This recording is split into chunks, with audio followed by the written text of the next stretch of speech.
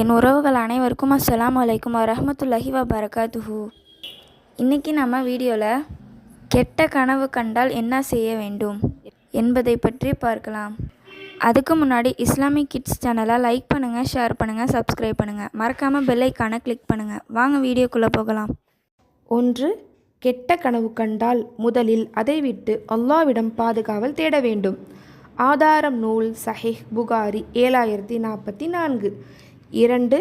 ஷைத்தானிடம் இருந்து 3 முறை பாதுகாவல் தேட வேண்டும். ஆதாரம் நூல் சஹீஹ் முஸ்லிம் 2262. 3. இடது பக்கம் 3 முறை உமிழ வேண்டும், அதாவது துப்ப வேண்டும்.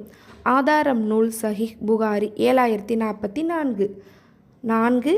கெட்ட கனவை பற்றி யாரிடமும் கூறக்கூடாது. ஆதாரம் நூல் சஹீஹ் புகாரி 7044. 5. நாம் முன்பு உறங்கிய பக்கத்தை விட்டு மறுபக்கம் திரும்பி உறங்க வேண்டும். ஆதாரம் நூல் சஹீஹ் முஸ்லிம் 2262. 6. அவர் விரும்பினால் அக்கனவுக்கான பாதுகாப்பு கேட்டு எழுந்து தொழலாம். ஆதாரம் நூல் சஹீஹ் புகாரி 7017.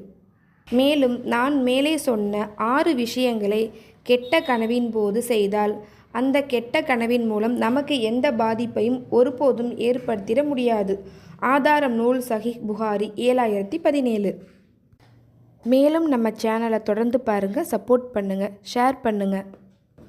நீங்கள் ஷேர் பண்ணுற ஒரு நல்ல விஷயம் உங்களைப் போல ஒரு நல்லடியாருக்கு போய் சேர உதவும். அஸ்ஸலாமு அலைக்கும் வரஹ்மத்துல்லாஹி வபரகாத்துஹு.